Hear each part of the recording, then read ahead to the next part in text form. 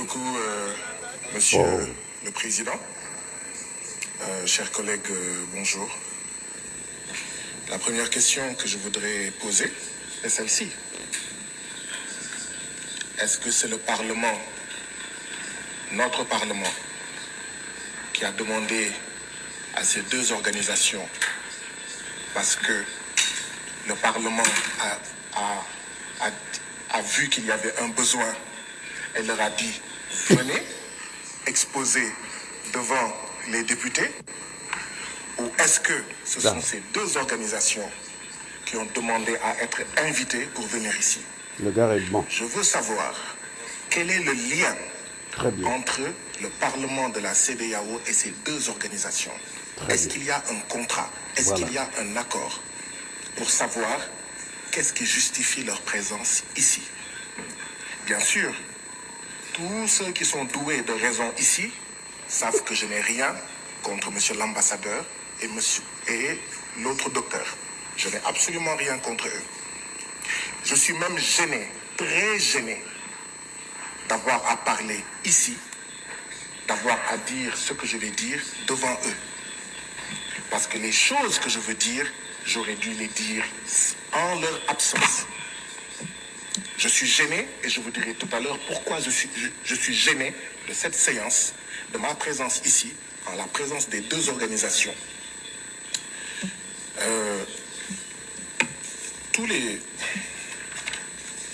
Il est mentionné dans le rapport de la CIDH, il me semble. Il est mentionné dans le rapport de la CIDH des régimes autoritaires qui dominent et répriment les contestations de leurs citoyens. Ces gouvernements répressifs violent les droits fondamentaux de leurs citoyens, ce qui entraîne une instabilité et des troubles permanents dans la région. Mais tous les jours, là, c'est ce que certains d'entre nous disent ici, en citant nommément des pays. A-t-on besoin de leur présence pour dire ça? Quand des collègues disent ça tous les jours, on les empêche de parler, on les traite de tous les noms d'oiseaux, on use d'artifices, de motions qui ne sont pas des motions, les gens crient, ils s'excitent, et quand d'autres gens viennent, ils disent ça, tout le monde est silencieux.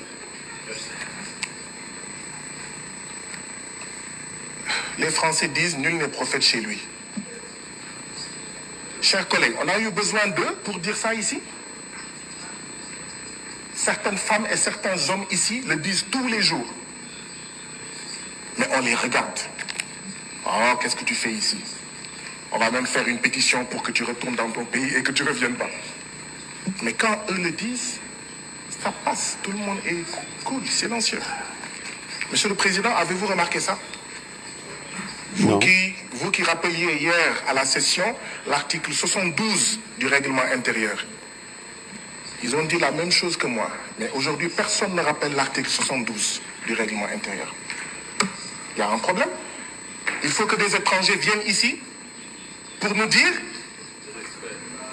des experts, alors que chacun d'entre vous est expert et experte. Et on se tait. Mais quand un collègue dit la même chose, on sort les poings, on bande les muscles, on montre les crocs. Je vais vous dire quelle est la différence.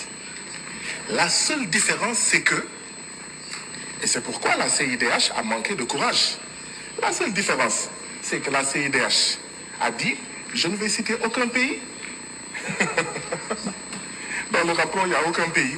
Comment vous allez soigner un mal sans savoir que le mal se trouve au Nigeria, le mal se trouve au Sénégal, le mal se trouve au Cap-Vert? Vous dites non, on va mettre tout le monde dans le même sac. Quand on critique des pratiques politiques au Sénégal, quelqu'un va dire « Ah non, je suis ami à Diomaye Faye, je suis membre du même parti que lui. Laissez tomber le Sénégal. » Quand quelqu'un va critiquer le Libéria, « Ah non, je suis ami au président du Libéria. Vous ne touchez pas le Libéria. Vous pensez que vous êtes supérieur au Libéria. » Mais quand quelqu'un vient ici dire que nous sommes là gentils là, comme des poules mouillées. Voilà la première remarque que je voulais faire. Et je ne voulais pas la faire devant eux. C'est une des raisons pour lesquelles je suis gêné de le dire ici devant eux. Je suis sûr que quand ils disent ce qu'ils disent, il y a des gens qui pensent à des pays qu'ils n'ont pas cités. Disons-nous la vérité. Il y a des gens qui ont dit le Sénégal fait partie de là, tel pays fait partie de là, tel pays fait partie de là. Ils n'ont pas cité, mais on voit des pays. Non. On ne peut changer les choses que dans la vérité. On ne peut transformer les choses que dans la vérité. Ce Parlement doit être un médecin. Mais pour qu'il soit un bon médecin, il faut qu'il fasse de bons diagnostics. Et un diagnostic, ce n'est jamais facile. Quand on vous annonce que vous avez le cancer, ça ne fait pas plaisir. Quand on vous annonce que vous avez la leucémie, ça ne fait pas plaisir.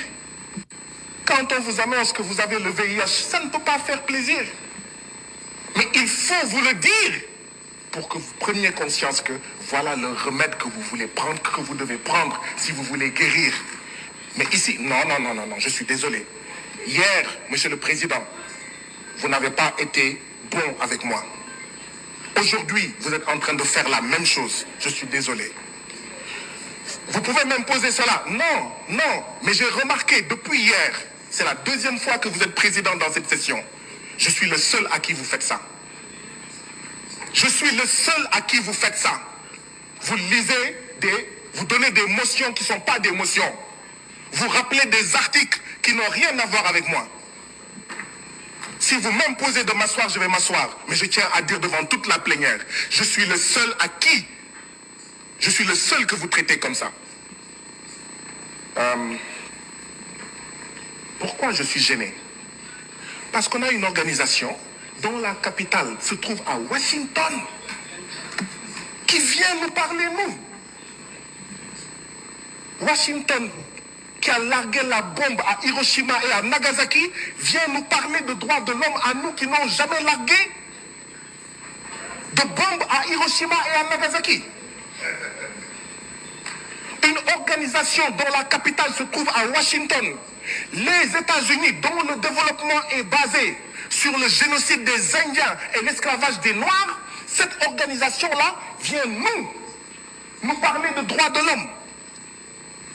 C'est pour ça que je demande que le Parlement de la CEDEAO nous explique quel est l'accord qu'ils ont avec ces organisations. On a une organisation dont la capitale se trouve en Suisse qui vient nous parler de droits de l'homme. C'est quoi la Suisse? Je donne deux exemples. La Suisse, c'est là où certains de nos dirigeants qui ont volé l'argent du peuple, qui fait qu'on n'a pas de santé, on n'a pas d'éducation, ont caché dans leur banque notre argent. Bravo. Et une organisation basée dans ce pays-là vient nous donner des leçons de droits de l'homme et nous sommes gentiment assis.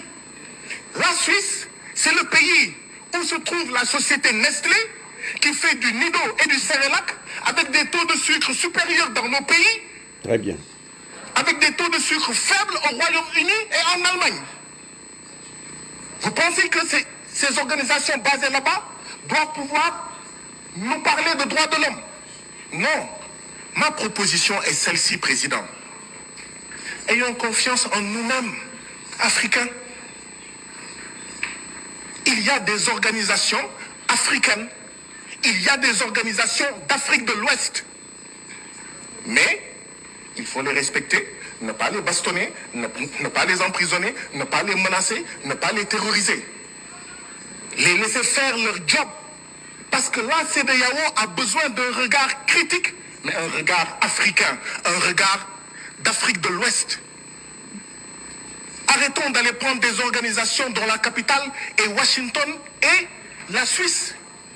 Monsieur le Président, savez-vous que la CIDH, qui s'appelle Commission internationale des droits de l'homme, elle a été créée par une organisation qui s'appelle Organisation des États d'Amérique.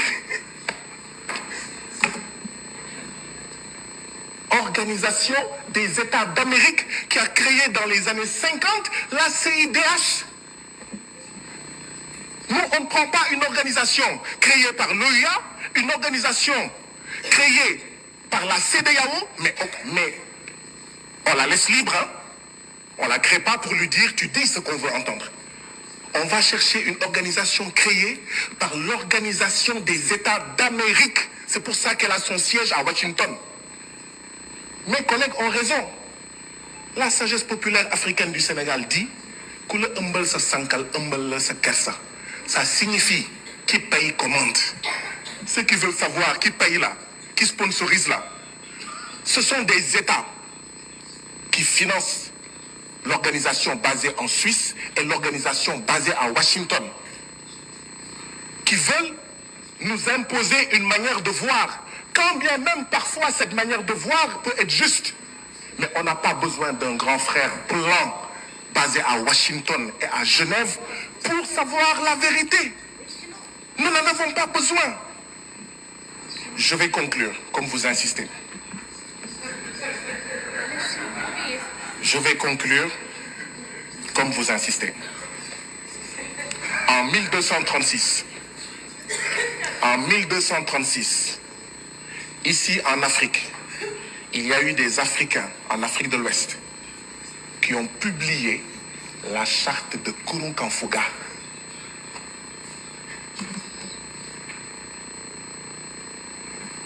Quand nos femmes et nos mères étaient reines, comme la reine Poukou, comme Aline Sitoé Diatta, la femme blanche aux États-Unis n'avait pas le droit de vote. Si nous n'allons pas leur enseigner les droits de l'homme, ce n'est pas à eux de nous enseigner les droits de l'homme. Ou tout au moins, ils viennent et on va. Ils nous enseignent et on leur enseigne. Il faut faire attention à la colonialité du discours.